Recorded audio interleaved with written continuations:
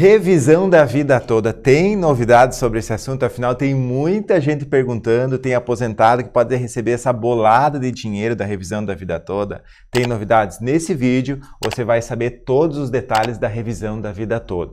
Eu vou explicar aqui quem tem direito à revisão da vida toda, quando cabe, então, quando é que cabe a revisão da vida toda, quem é que pode pedir, tem que esperar, como funciona tudo isso e alguns detalhes importantíssimos que você vai ver nesse vídeo de hoje, que é a revisão da vida toda. Afinal, é um tema polêmico, aconteceu no STF, o Alexandre de Moraes passou a bola, e será que agora você vai ter esse direito? Olha só, eu vou trazer aqui as respostas da revisão da vida toda para você. Vai passar uma sequência de imagens aí na tela e você vai acompanhando, eu vou ler todos esses detalhes para você e vai valer a pena você acompanhar esse vídeo. E se você gostar, se inscreve nesse canal, porque aqui você sabe dos seus direitos e quem sabe dos seus direitos ganha mais dinheiro através das informações. Então vamos ao vídeo. Revisão da vida toda. Essa revisão, ela surgiu então em razão da Lei 9.876, que tivemos lá em 1999, que trouxe uma regra de transição e uma regra definitiva de cálculo dos benefícios, tanto benefícios como aposentados, os aposentadorias, como auxílio acidente, pensão por morte, e essa regra de transição, ela determinava que os benefícios seriam calculados a partir da média simples dos 80% dos maiores salários de contribuição a partir de julho de 1994. Já a regra definitiva trazia uma exposição muito semelhante, porém não limitava a partir de julho de 1994, ou seja, era feita a média de todos os salários considerando os 80% maiores de todo o período contributivo, e o INSS passou então a aplicar em todos os benefícios e é de transição, ou seja, limitando para que o início dos salários que seriam considerados fosse a partir de julho de 1994. Então, esta revisão não é para todo mundo, mas para alguns casos específicos. E quais são eles? Para que eles, segurados que recebem os benefícios concedidos com base na legislação posterior a 29 de novembro de 1999 e anterior à nossa reforma da Previdência, que aconteceu em novembro de 2019. Isso porque com a reforma, essa legislação, ela acabou sendo renunciada, então, de forma prática, outros dois requisitos que precisam ser observados, e é se você possui remunerações antes de julho de 1994, já que a revisão propõe incluir esses salários. Se não tiver a revisão, perde o sentido.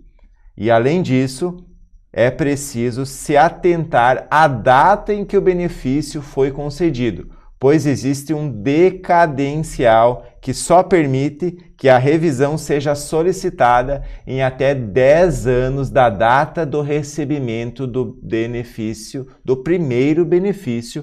Se você se encaixa nesses 3 requisitos que eu mencionei, então é muito provável que você tenha direito sim à revisão da vida toda. Mas aí a gente precisa analisar se ela é vantajosa, isso mesmo, porque nem sempre, mesmo cumprindo esses 3 pontos, a revisão será um bom caminho pela experiência. Quais são as situações que podem resultar em um aumento no valor do benefício para que eles, segurados antes de 1994, que recebiam bons salários, às vezes trabalhavam em multinacionais, em bancos, e depois nessa data acabaram saindo, abrindo seu próprio negócio e recorrendo, ou seja, recolhendo como um contribuinte individual, muitas vezes sobre um salário mínimo, ou então em situações que também recebiam bem antes de julho de 1994 ou tinham em um longo período de contribuição de 1994 e depois dessa data tiveram pouquíssimas contribuições. Muito provavelmente ainda, nesses casos, o segurado que se aposente por idade E se a gente considera a regra antiga, tem a aplicação do divisor mínimo e acaba transformando a grande maioria das aposentadorias em um salário mínimo.